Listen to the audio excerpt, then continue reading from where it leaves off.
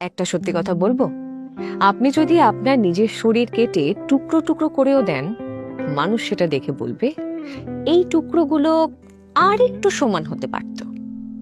আমরা আজীবন কাটিয়ে দিই অন্যদের ইমপ্রেস করতে গিয়ে। আমরা ভাবি সবার হাতে হ্যাঁ মেলালে হয়তো সেই সবাই আমাকে ভালো বলবে।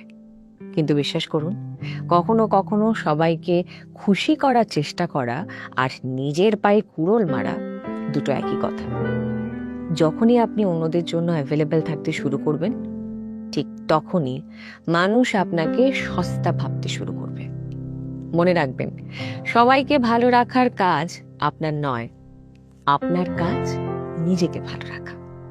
যার বোঝার সে আপনার নিস্তব্ধতাও বুঝবে, আর যাদের বোঝার নয় তারা আপনার চিৎকারটুকুও শুনবে না। তাই জোকার সাজা বন্ধ করুন। সেটা সার্কাসে মানায়, বাস্তব জীবনে নয়।